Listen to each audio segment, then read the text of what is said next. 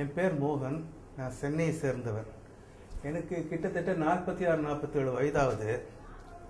நான் ஒரு கன்ஸ்ட்ரக்ஷன் கம்பெனியில் மேனேஜராக இருக்கேன். எனது வேலை எப்படின்னா, சைட்டுக்கு போகிறது, ஆஃபீஸில் வர்றது காலை 6:30-7 மணிக்கு தொடங்கினா நைட்டு 8-9 மணி வரை வேலை செய்கிற ஆள். ஒரு நாள் நைட்டு வேலை செஞ்சு முடித்து வீட்டில் சாப்பிட்டு படுத்தேன். காலையில் 5 மணிக்கு ஏந்திரிச்சு இப்படி வீட்டில் போய் பாத்ரூம் போனது எனக்கு அடி வயிற்றுலேருந்து ஒரு வலி ஆரம்பிச்சுது.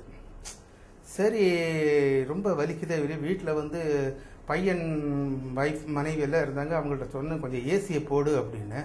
அது போட்டாலும் உடம்பெல்லாம் ஒரே வேர்த்து கொட்டிட்டு எனக்கு தலை சுத்த தொடங்கிடுச்சு.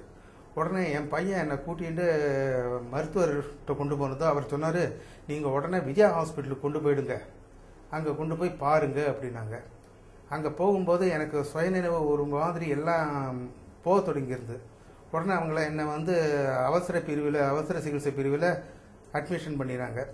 பண்ணி மருந்தெல்லாம் கொடுத்து என் மனைவி குழந்தையிடம் சொல்லியிருக்காங்க, இவருக்கு ஹிருதயத்தில் கொஞ்சம் பிரச்சனை வந்திருக்கு அப்படின்னு.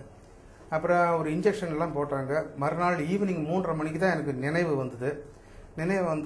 ஆஞ்சியோகிராஃபின்றது எடுக்கணும் அப்படின்னாங்க. சரி பார்க்கலான்னு சொல்லி அது எடுத்த போது எனக்கு இதயத்துக்கு போகிற ரத்த குழாயில் 3 அடப்பு. அப்போ அதுக்கு மருத்துவர் சொன்னார், உடனே நீங்கள் ஆப்ரேஷன் பண்ணிக்கணும், இல்லைன்னா உங்களுக்கு எந்த நேரம் ஹார்ட் அட்டாக் வரலாம் அப்படின்னாங்க.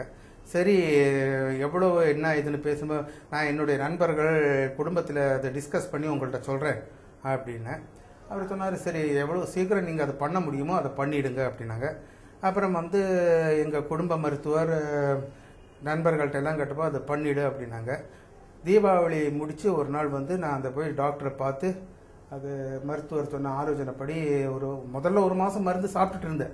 ஓரளவு பெட்டராக இருந்தது. அப்புறம் அவர் சொன்ன பிரகாரம் ஹாஸ்பிட்டலில் போய் ஆப்ரேஷன் பண்ணி இன்றைக்கி ஒரு 3-4 மாதமாச்சு.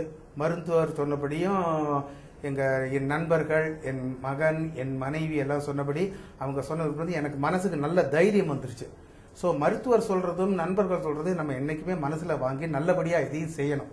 இப்போ இன்றைக்கி நான் என் குடும்பத்துக்கு வேண்டதெல்லாம் செஞ்சுட்டு இருக்கேன்னா அது என் மருத்துவருடைய அந்த அட்வைஸ், அதே மாதிரி அவர் தந்த ஊக்கம், நண்பர்கள் தந்த தைரியம், மற்றபடி நம்மளுடைய கெட்ட பழக்கங்களை எல்லாம் மறந்து நல்ல பழக்கத்தில் போயிட்டு இருக்கிறதுனால இன்றைக்கி நான் நல்லா ஆண்டவ முன்னியத்தில் நல்லா இருக்கேன். மற்றபடி நான் நன்றி கடவுளுக்கு, அப்புறம்தான் மனிதனுக்கு.